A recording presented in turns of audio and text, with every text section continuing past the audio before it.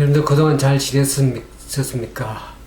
오늘 그 마지막 날의 사건들 세 번째 시간으로 어느 때 이런 일이 있사오리까 하는 그런 제목을 가지고 우리 함께 은혜를 나누기 원합니다.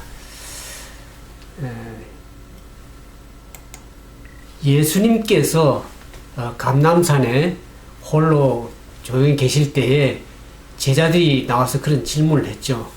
예수님께서 마태복음 24장에 보면 예루살렘 성전이 돌 위에 돌 하나도 남지 않고 온전히 무너뜨리리라고 그렇게 말씀하실 때 제자들이 그러면 언제 어느 때 이런 일이 있겠사오며 또 주의 임하심과 세상 끝에는 무슨 징조가 있사오리까? 그 같은 질문을 예수님께 했죠.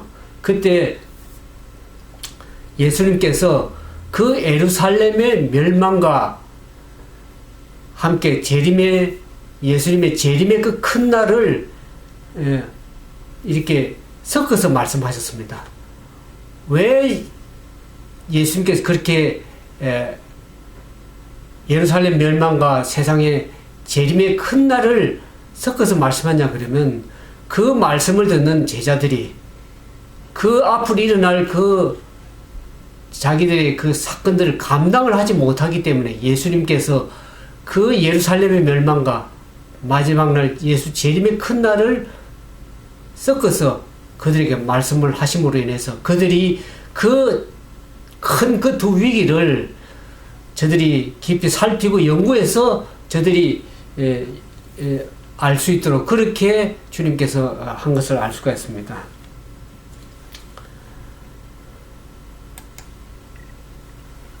오늘날 많은 믿음을 가진 사람들 중에서 보면은 예수님의 재림의 시간을 자꾸 정하려고 하는 사람들이 있습니다. 그러나 그 재림을 시기를 정하는 사람들이 계속해서 실패를 거듭해 온 것을 우리가 과거의 경험에서 보게 됩니다. 그리스도의 재림이 분명한 시간은 인간의 지식의 범위 밖에 있다고 선언이 됐음에도 불구하고 계속해서 시기를 정하는, 재림의 시기를 정하는 사람들이 있는 것을 보게 됩니다. 우리가 성경에 보면 심지어 구원 얻을 후사들을 섬기는 천사들도 그 날과 그 시를 알지 못한다 그랬습니다. 그러나 그 날과 그때는 아무도 모르나니 하늘의 천사들도 아들도 모르고 오직 아버지만 아시느니라. 이와 같은 말씀이 있음에도 불구하고 계속해서 자기들이 재림의 시기를 아는 것처럼 날짜를 정하는 것을 보게 됩니다. 우리는 늦음의 성령의 부어주심이나 그리스도께서 재림하실 분명한 시간을 알 수 없다고 얘기를 하고 있습니다. 왜 그러면 하나님께서 이것을 우리에게 알려주지 않으셨는가? 왜 알려주지 않았습니까? 우리가 그 때를 알려준다 하더라도 우리가 그것을 올바르게 사용하지 않을 것을 주님께서 아셨기 때문에 그 시간을 감춰 두셨습니다. 만약 그 때를 우리가 예수님의 재림의 때를 알게 된다 그러면 다가올 큰 날에 한 백성을 준비시킨 일에 하나님의 사업이 크게 지연될 사태가 생긴 것을 주님이 미리 아셨습니다. 원래 우리는 시간적인 흥분에 의지해서는 안 됩니다. 가끔 어떤 신앙의 단체들 보면 시기를 정하는 시기파라고 그러죠. 계속 시간을 정해서 그러면 믿음에 뜨거움이 있을지 몰라도 그 사람들의 마음에 흥분을 일으켜서 믿음을 갖게 하는 그와 같은 올바른 일은 아니라고 생각합니다. 리비언 헤럴드 1892년 3월 21일자에 보면 그대는 그리스도께서 1년, 2년 혹은 5년에 오실 것이라고 말할 수 없으며 10년 혹은 20년 내에 그분이 오시지 않을 것이라고 말함으로써 그리스도의 재림을 지연시킬 수도 없다. 그런 얘기를 했습니다. 그러면서 이 시대의 소망에 보면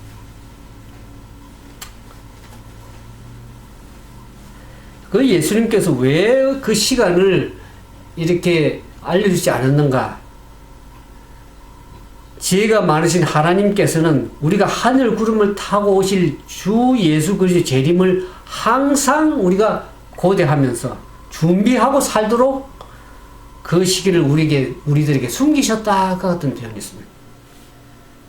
우리가 깨어서 항상 오실 주님을 맞이할 수 있는 준비를 늘 갖추면서 살아갑니다.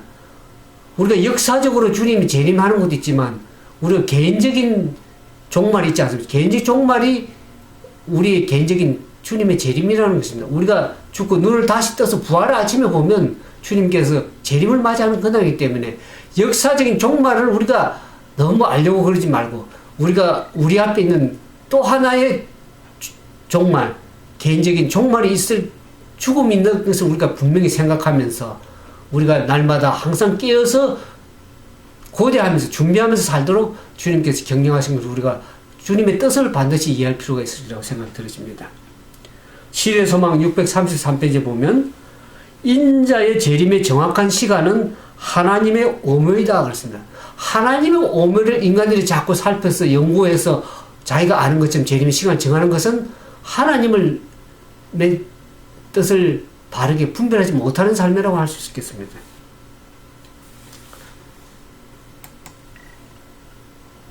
때를 정하는 일은 계속해서 불신을 초래할 것입니다. 미국에도 그랬고 한국에도 제가 미국 오기 전에 상당히 오래전에 한국의 다미 선교라는 것을 여러분들 혹시나 기억하고 계신 분이 있을 겁니다. 그들이 온 대한민국을 돌아다니면서 차에도 그걸 붙이고 예수님의 재림이 언제 날짜 올 것이다 는 것을 해서 온 한국 나라에 떠들썩하게 했던 그런 일이 있었습니다. 결국에 그날 시간에 예수님 재림하셨습니까? 재림하지 않았습니다. 인간이 정하는 그 재림의 시간은 하나님의 시간이 아닙니다. 그러면서 그 교주가 결국 모든 성도들 그 재산을 착취하고 그래서 결국에 그 교주가 감옥에 들어간 것을 우리가 결과적으로 알게 됩니다.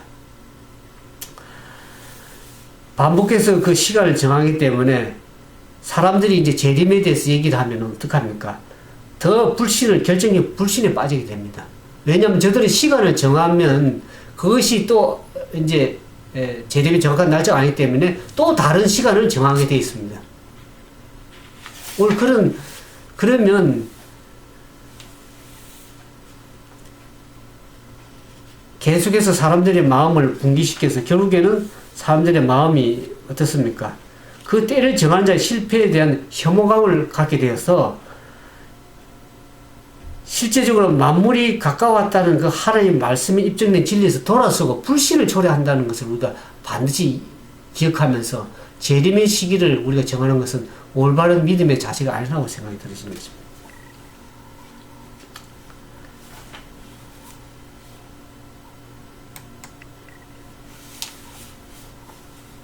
그러면 예수님께서 예수 그리스도의 재림을 지체하시는 그 이유가 있습니다.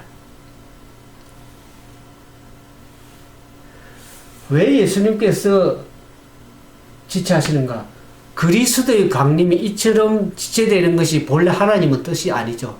주님께서 속히 오셔서 우리를 죄 가운데서 이 세상을 끝내시고 당신의 백성들을 하늘로 옮기시기를 원하시는 것이 하나님의 뜻인데 왜 이렇게 오래 지체되는가? 올 당장 주님이 오신다 그러면 여러분들이 가족이 준비됐겠습니까? 주님이 지금 오시면 많은 사람들이 준비되지 않은 상태로 그런 채로 발견되기 때문에 주님께서는 그분의 자비로 주님의 재림을 지체하고 있는 것입니다. 우리가 준비되지 못해서 주님 오심이 점차 지체된다는 것을 우리가 반드시 이해할 필요가 있습니다.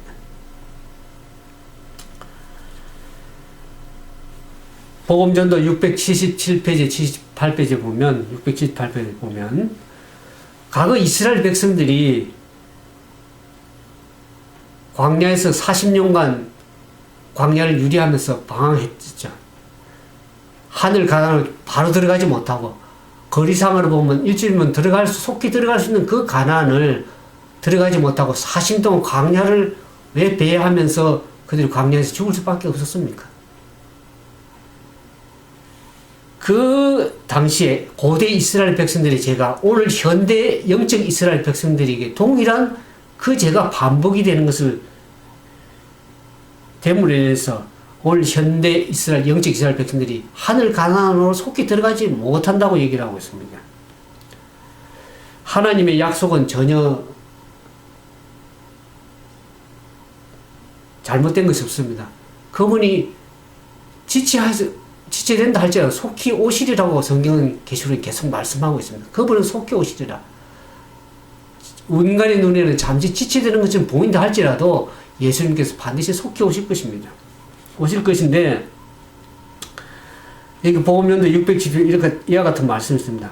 제약의 슬픔의 세상에 우리를 이처럼 오랫동안 머물게 하고 있는 것은 주님을 믿느라고 공언하는 백성들 사이에 존재하는 불신과 세속주의와 미지근한 상태와 분쟁이나 그랬습니다. 오늘 영적 이스라엘은 예수 그리스도의 재림을 믿느라고 공언하고 주님을 믿느라고 고백하는 그러한 백성들 사이에 존재하는 죄가 뭡니까? 과거 이스라엘 백성들처럼 하나님께 대해서 온전히 신뢰하지 못합니다. 불평하고, 그 다음에 이 세속주의 정신으로 오늘 교회 안에 얼마나 세속주의가 많이 들어간지 알 길이 없습니다. 세상을 사랑하는 정신, 반은 교회에 있지만 반은 세상에 있는, 교회에 와 있지만 세상에 세속주의에 늘 빠져있는, 오늘 교회가 세속화되는 것을 얼마나 보게 됩니까? 그러면서 교회가 라오디게아 교회처럼 얼마나 뜨뜻미지근한 상태에서 주님을 문 밖에 두면서 얼마나 그렇게 뜨뜻미지근한 신앙의 상태를 하는 걸 우리가 보게 됩니다. 그러면서 교회 안에는 얼마나 분쟁이 많습니까? 서로 불화하고 분쟁해서 교회가 나누어지고 갈라지고 서로 다툼이 있어서, 그래서 상처받아서 떨어져 나간 영혼들이 얼마나 많은지 알 길이 없습니다.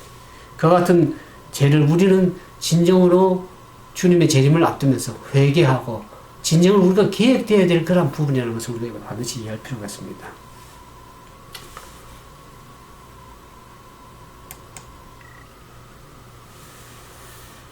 여기 시대소망 633페이지에 보면은, 만일 그리스도의 교회가 주께서 명하신 바와 같이 맡겨진 사명을 이루었다면 온 세계가 벌써 경고를 받았을 것이며 우리 주 예수께서는 능력과 큰 영광으로 이 세상에 오셨을 것이라고 얘기를 하고 있습니다. 우리에게 맡겨진 사명을 신속하게 복음을 온 세상에 경고의 기별을 전파했더라면 주님께서 속히 오셨을 것이라고, 그것을 우리가 반드시 기억해야 될 필요가 있습니다. 오늘 여기 보는 것처럼 그리스도께서, 예수님께서 오늘 당신의 재림을 지체하시면서, 왜 지체하시면 우리가 기다리는 것이 뭡니까? 우리가 준비되기를 원하는데 왜 지체하고 계시는 것입니까? 왜 기다립니까? 그리스도께서는 당신의 교회 안에 당신의 드러내시고자 바람하지 않으신다. 그리스도의 품성이 그의 백성에게 온전히 재현될 때에 그는 당신의 것을 찾으시려고 강림하시게 될 것이다. 그랬습니다. 첫 번째는 그리스도의 품성이 그의 백성들에게 재현되기를 원하십니다. 오늘 우리 하나님 믿는 백성들 사이에 그리스도의 아름다운 사랑의 품성, 성령의 열매, 그 같은 성령의 열매들이, 그런 그리스도의 품성이 우리 백성들 사이에 열매 맺기를 기다리고 계시는 것입니다. 그러면서 우리가 그분께 온전히 영광을 돌릴 수 있는데, 우리가 어떻게 하면 그러면 우리가 그리스도의 재림을 촉진할 수 있겠습니까? 우리가 온 세상에 복음을 신속하게 주님의 명령을 따라서 전파함으로 말미암아서 우리는 주의 재림을 촉진시킬 능력이 우리에게 있다 그랬습니다. 시대소망 633편, 우리는 하나님의 오신 날을 바라볼 뿐만 아니라 그 날을 재촉해야 돼, 촉진시켜야 된다는 것을 얘기를 하고 있습니다.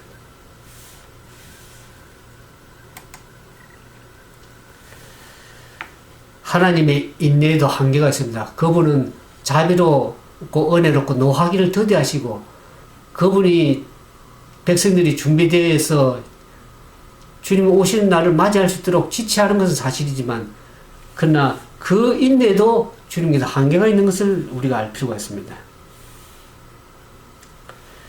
교회정은 5권 210페이지에 보면 회개하라는 부르심으로 그분의 자비가 제공되어 있는 동안 이 기록은 열린 채로 남아있을 것이다. 그러나 그 양이 하나님께 정하신 특정한 분량이 이르게 되면 그분의 진노의 역사가 시작된다. 그랬습니다. 그 죄악의 잔이 아직 다 차지 않았기 때문에 하나님께서 진노를 이 땅에 재앙을 붓지 않고 있지만은 그러나 그 죄악의 한계가 완전히 차게 되면 인내도 한계가 있게 되면 그분께서는 드디어 진노의 역사를 시작된다는 것을 우리가 기억하면서 우리가 그날에 바르게 설 수 있기 위해서는 우리가 말씀 안에서 깨어서 기도하며 준비되려고 그렇게 생각이 들어집니다. 그 제약이 차는 것은 언제 그 제약이 차는 것을 넣으면 주일 중에 첫째 날을 범하면 형벌로 다스린다는 그 법령이 제정될 때에 그들의 제약의 잔은 가득 차게 될 것이다. 그랬습니다.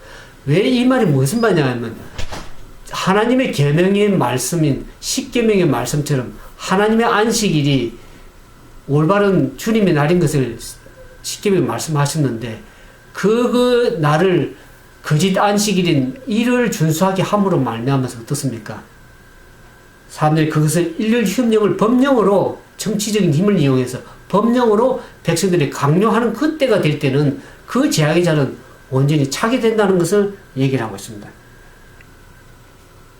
주일 중 첫째 날을 범하면 형벌로 다스린다는 법령을 제정할 때 그들의 잔은 가득 차게 될 것이라고 교회정원 7권 910페이지에 얘기를 하고 있습니다.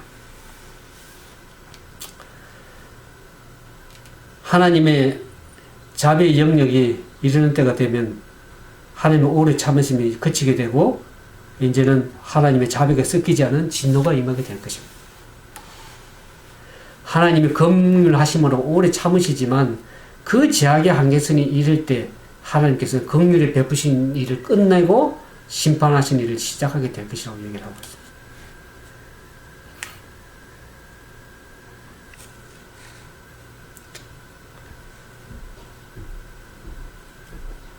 여기 제약이 거의 한계점에 도달했다. 오늘 2010년에 들어와서 얼마나 1월달에 재앙 같은 일들이 얼마나 많은 것을 우리가 알게 됩니다. 바다에 수많은 물고기 떼가 죽고 고래가 죽고 오징어 떼가 죽고 얼마나 많은 최근에 와서도 지진의 사태가 얼마나 일본에서 일어나는데 그것이 이제 한반도에까지 흔들림이 오게 되는 것입니다. 온전한 지대가 없습니다. 오늘 토요일에 보니까 다른 나라에도 강진이 일어나서 수많은 사람들이 죽음을 당하는 것을 월드뉴스에 보게 됐습니다. 하나님의 재앙이 이 지상에 한 방울씩 떨어지고 있는 것을 우리가 기억하면서 우리가 지금은 깨어서 주님의 오심을 고대하면서 믿음 가운데 깨어서 준비해야 될 삶을 살아야 될 것을 우리가 반드시 이해할 필요가 있습니다. 이 교회정원 1권에 보면은 384페이지 지상의 거민들이 그들의 불의의 잔을 채우기까지 조금 더 시간이 지속될 것이다. 그러나 그리고 그 이후에는 오랫동안 지체온 하나님의 진노가 부어질 것이며 이 땅은 섞인 것이 없는 하나님의 진노의 잔을 마시게 될 것이다. 그랬습니다. 지상의 거민들이 그들의 제약을 불의의 잔을 채우는 시간이 좀 더 약간은 지체가 지속이 될지 모르지만 그 이후에는 하나님께 지체온 인내의 한계점이 있기 때문에 지체되온 그 하나님 진노가 이 땅에 부어짐으로 인해서 이 땅에 그 진노의 잔을 그들이 마실 것을 얘기했습니다. 불법은 이제 거의 한계점에 이르렀다. 이 세상에는 혼란이 가득하며 무서운 공포가 곧 이 세상을 엄습하게 될 것이다. 마지막이 박두했다고 했습니다. 얼마나 우리는 우리에게 위기감을 느끼는 일들이 얼마나 많은 것을 알겠습니다. 여러분들이 공포감을 주는 것보다는 우리가 이것을 깨달음으로 인해서 하나님께서 우리가 어떻게 합니까? 준비되고 경각심을 가지고 그날에 있을 것을 준비하고 끼어서 고대하면서 준비하라고 그렇게 말씀하신 것입니다. 우리는 여호와의 큰 날을 마음에 간직하고 있어야 될 것입니다. 우리가 두 가지 분명히 마음속에 간직하고 살아야 될 것이 있죠. 우리가 개인적인 종말이 있죠. 죽음을 통해서 무덤에 들어가게 되면 그 무덤에서 일어나는 그날에 주님의 재림의 날을 우리가 맞이할 것을 분명히 우리가 반드시 기억할 필요가 있죠. 또 한 가지는 우리 앞에 여호와의 큰 날, 재림의 큰 날이 분명히 있을 것을 우리가 기억하면서 마음에 간직하고 우리가 살아야 될 것을 얘기했습니다.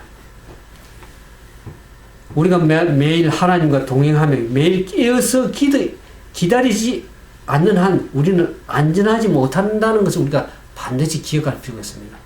오늘 제가 말씀드리는 것은 우리가 마지막 여호와의 큰 날에, 재림의 그 큰 날에 하나님의 백성들이 온전히 설 수 있게 하기 위해서 이 말씀을 드리는 것입니다. 그 여호와의 큰 날에 우리가 준비되지 않은 상태로 만약 주님을 맞이한다 그러면 우리가 계속해 보는 것처럼 바위와 산을 돌이 떨어져서 내 얼굴을 주님의 재림의 그 얼굴에 낯을 가리고라는 그런 고백을 하게 될 것입니다. 그러나 우리가 이 말씀 듣는 저와 여러분이 진짜 주님의 재림에 기다리고 준비해서 그 날을 맞이하게 된다 그러면은 우리는 어서 오시옵소서 주 예수여 하는 기쁨으로 주님을 환영하며 맞이하는 그 큰 날에 우리가 설 수 있는 그러한 여호와의 날에 설 수 있는 그런 준비된 백성이 될 수 있기를 참으로 진정으로 바라면서 오늘 이 말씀을 마치도록 하겠습니다. 우리 함께 기도하겠습니다. 사랑과 자비가 많으신 하나님 아버지, 오늘 이 세상이 얼마나 정치적으로나 경제적으로나 사회적으로나 자연계를 통해서 볼 때 주님의 오심이 심히 가까운 것을 알면서 그것이 주님의 오시는 발자국의 소리라는 것을 경고로 받으면서도 우리는 너무나 무감각하며 주님의 재림을 우리 마음속에 두지 않고 살아가고 있을 때가 많습니다.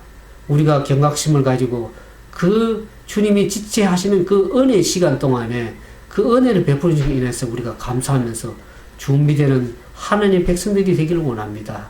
오늘 말씀들은 우리 모두에게 여호와의 그 큰 날에 준비되는 백성으로 설 수 있도록 우리를 은혜를 베푸시고 인도해 주시옵기만을 온전히 바라올 때 우리를 죄 가운데서 구원하여 주신 우리 주님 예수님 이름으로 간절히 기도드리옵나이다. 아멘.